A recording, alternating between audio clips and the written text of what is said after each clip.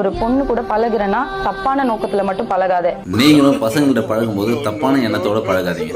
நீ ஒரு சிஸ்டரா தான் பாக்கணும்லாம் அவசியம் இல்ல, நீ தங்கச்சி அக்கான தான் கூப்பிடணும்லாம் அவசியம் இல்ல, ஒரு ஹியூமனா பாரு. இதே சேம் தான் உங்களுக்கும். எங்களை அண்ணனாவோ தம்பியோ ஃப்ரெண்டோ எல்லாம் பார்க்க வேணாம், ஒரு ஹியூமனா பாருங்க. பசங்க நொறுங்கி போய் கிடக்குறாங்க. ஒரு பையன் என்கிட்ட இன்ஸ்டாகிராம்ல மெசேஜ் பண்றான், நீங்க ஷால் கொஞ்சம் ஒழுங்கா போடுங்க, கழுத்து தெரியுது. கழுத்துல என்ன காமம் பாத்தீங்கன்னு எனக்கு தெரியல, வெறும் சதை தானே.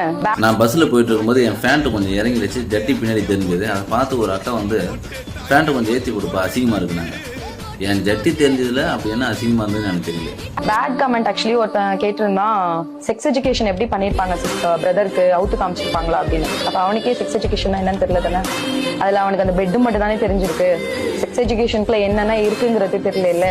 அந்த மாதிரி பசங்களை தான் நான் எஜுகேட் பண்ணணும்னு சொல்றேன். செக்ஸ் எஜுகேஷன் பத்தி ஆம்பளைக்கு சொல்லி தர மாதிரி பொம்பளைக்கும் கொஞ்சம் சொல்லி கொடுங்க. ஆம்பளை என்ன வேணாலும் பண்ணுவான், பொம்பளை மூடிட்டு